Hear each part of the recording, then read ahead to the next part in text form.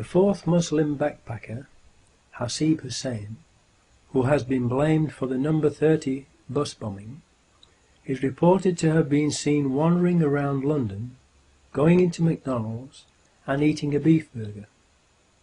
He is reported to have tried unsuccessfully to contact the other three by phone on Euston Road outside King's Cross at 08:55 AM, but the phones were not working because they were first of all jammed and then shut down by the authorities.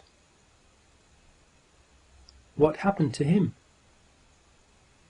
He was the youngest of the four, only 18 years old, and described by those who knew him as a gentle giant. Therefore he was possibly the least worldly wise, and he was also on his own in a strange city and a long way from home. He might not have realized he was in danger of being framed as a patsy, believed all the chaos around that part of London was just part of the mock terrorism exercise that he was part of, and so just continued with his assigned role, which was to board a certain double-decker bus at an appointed time and sit at the back of the top deck. A double-decker upon which a large advertisement for a play had been placed on one side, reading, "Outright terror, bold and brilliant." Please think about that sign on the side of the bus and the sick minds of the people who planned the attacks. Now this is where it gets weird, because we are told that Hasib Hussein started from King's Cross Thameslink station and was seen on a number 91 bus travelling west along Euston Road to Euston Station, where he caught the number 30 bus that would have then travelled east, back along Euston Road, retracing his steps, back to where he started from at King's Cross, if it had not been diverted into Tavistock Square.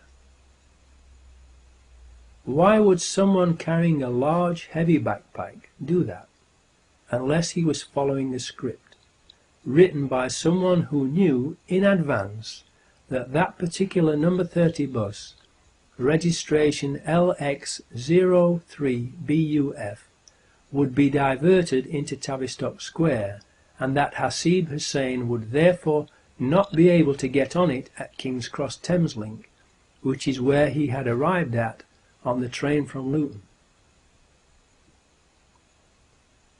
Only someone who is a stranger to London would do that without asking why, because it is a totally illogical thing to do for someone who knows London and knows that the number 30 bus goes past King's Cross Thameslink station, so that they could have caught it there instead.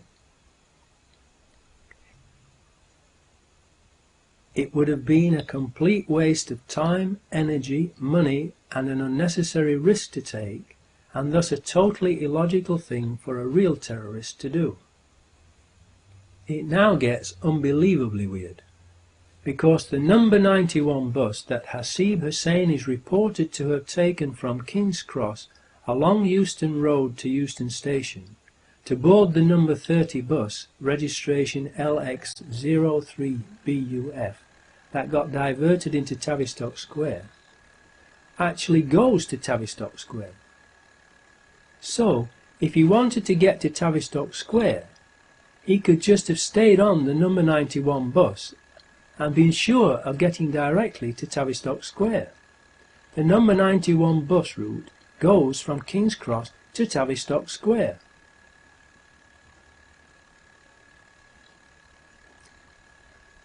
That is conclusive proof that that particular number 30 bus, registration LX03BUF, was part of Peter Power and his customers' mock terrorist drill, pre-rigged with explosives, like the 3 tube trains, and was pre-planned to be diverted into and blown up in Tavistock Square, rather than blown up by a backpack bomb. Whoever planned this obviously planned to kill Hasib Hussein with that bus explosion, so he could not tell anyone what had happened. just as they had planned to kill the other 3 Muslim actors with the explosions on the 3 tube trains.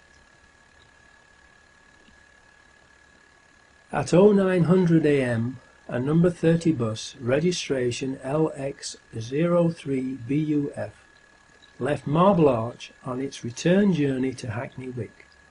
It arrived at Euston bus station at 09:35 am and was then diverted from its normal route into Tavistock Square and stopped outside the medical offices of the BMA, where it was blown up at 09:47 am as part of the terrorist exercise gone live. This also fits with the BBC Panorama mock terrorist programme of May 2004, where the explosion of a road vehicle was scheduled to take place after the 3 tube train explosions. A white van from a demolition company called Kingstar is seen and photographed parked at the side of the bus immediately after the explosion, and a mysterious witness, Richard Jones, gives an account of what he says happened to the bus on camera, which is something that normally would not be allowed by the police unless it was part of a film training exercise. Then, after a spate of very contradictory TV and newspaper interviews within a very short space of time, that makes sure everyone now believes the explosion was caused by a suicide bomber on the bus, Richard Jones disappears from view. However, and of particular interest, some newspapers, including the UK's Sunday Mail on the 10th of July 2005, reported that Richard Jones served an apprenticeship at an explosives factory in Ayrshire. Richard Jones' statements about the suicide bomber are very suspicious for 2 reasons. First, because they are so inconsistent and contradictory that they are not believable.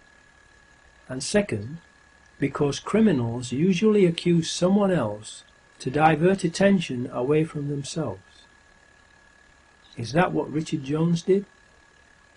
He says that he and 11 other people got off the bus just before it exploded.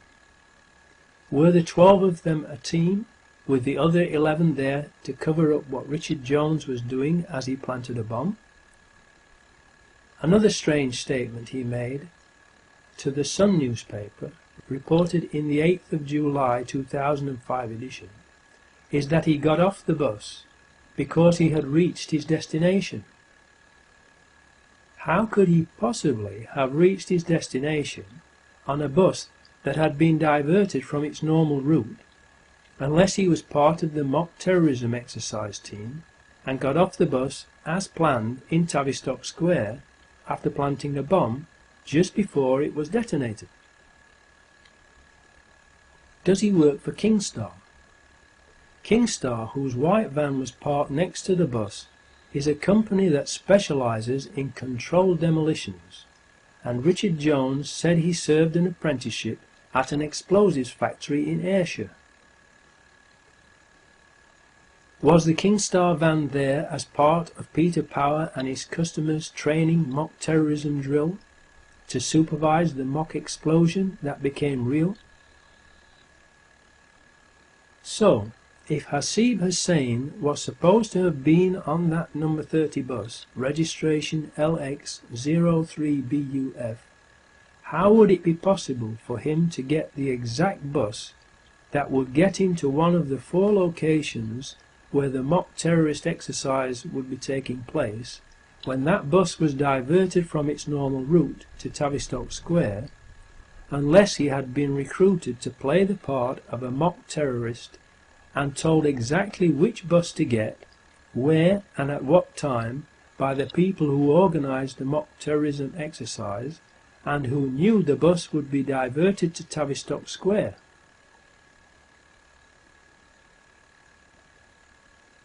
The odds against that happening by coincidence are unbelievable, and thus it is not possible that it was a coincidence. Another unbelievable coincidence is that all of the CCTV cameras at all 4 of the blast sites were not working that day. The 4 CCTV cameras on the number 30 bus were, just like the Israeli Variant Systems ones on the underground, not working, and there are no reliable witnesses who can place Hasib Hussein on the number 30 bus. Richard Jones is an unreliable witness whose physical descriptions of the man he says was the suicide bomber does not fit with Hasib Hussein's appearance or what he was wearing that day. So there is no proof that Hasib Hussein was either on that bus or blew it up.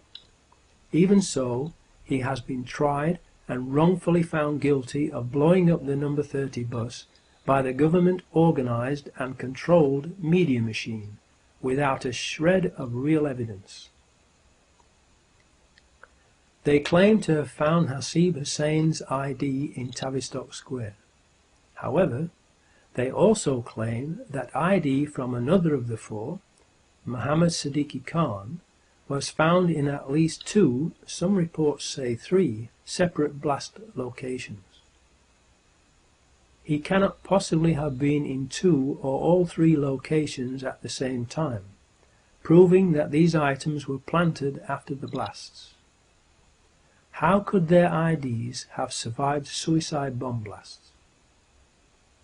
Millions of people are aware of the magic fireproof Mohammed Atta passport that was planted at the World Trade Center on 9/11. In light of these incidents, if ID from Hasib Hussein was found at Tavistock Square, it does not necessarily mean that he was on the bus and not somewhere else.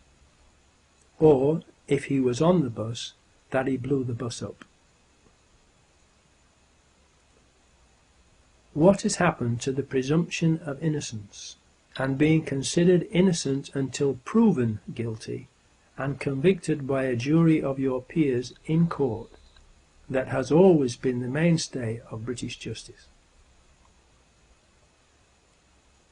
The most likely case is that the number 30 bus had been pre-rigged with explosives during its previous service when the CCTV cameras were disabled. The CCTV systems on stagecoach buses are normally either the Israeli company Variant Systems RP12001 or Timespace X200. A witness, Richmal Marie Oates Whitehead, aged 35, who worked at the BMA in Tavistock Square and was hailed as a heroine for her actions during the London bombings, said she heard 2 explosions on the bus. The controlled media immediately went on the offensive and did a character assassination of the heroine, because her testimony did not fit with the official story, and she died unexpectedly shortly afterwards. However, other witnesses also reported a second explosion on the bus. Richmal's and other witnesses' testimonies would account for pre-planted explosives and a bomb being planted later on 7/7/2005. What we can be certain about, though, is that, either on the bus or elsewhere, Hasib Hussein, like the other 3 Muslim patsies, was murdered.